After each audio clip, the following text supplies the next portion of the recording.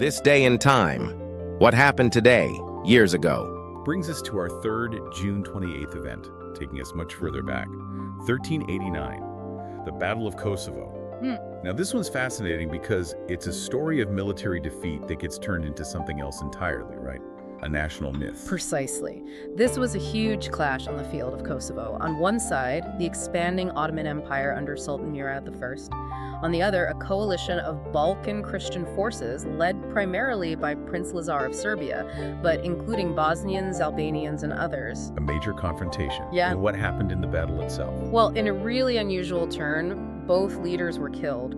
Sultan Murad was assassinated in his tent, supposedly by a Serbian knight. Milo Jobilic. Who becomes a huge figure in the myth, and Prince Lazar was captured and executed. The battle itself was, militarily, a heavy defeat for the Balkan Alliance.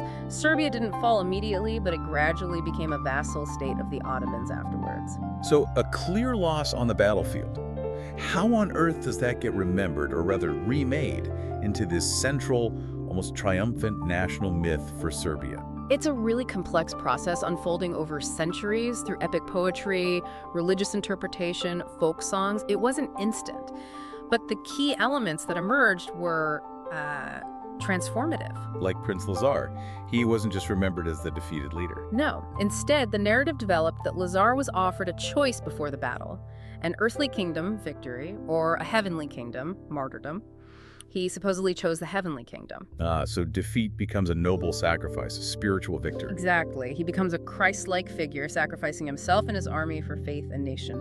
This reframed the entire event. And Obilic the assassin becomes the ultimate hero. And there has to be a villain, right? Right. Vuk Brankovic, another Serbian noble, gets cast as the traitor who supposedly fled or betrayed Lazar, even though historical evidence for that is shaky.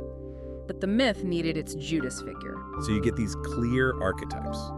The martyr saint, the hero assassin, the traitor. Very powerful storytelling. Extremely powerful. Images evoking the Last Supper, themes of martyrdom, betrayal, divine choice. They became deeply woven into Serbian identity and memory through Orthodox church traditions and epic poems.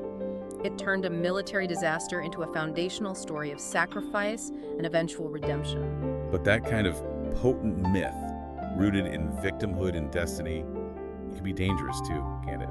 Especially when politicians get hold of it. And that's the really critical and tragic legacy here. This centuries-old myth was deliberately and powerfully revived by Slobodan Milosevic. In 1989, right? The 600th anniversary of the battle. Precisely. He gave a hugely famous speech at Kosovo Polje, the battlefield, explicitly linking that medieval battle and its themes of Serbian victimhood and heroism to the present day, effectively using it to fuel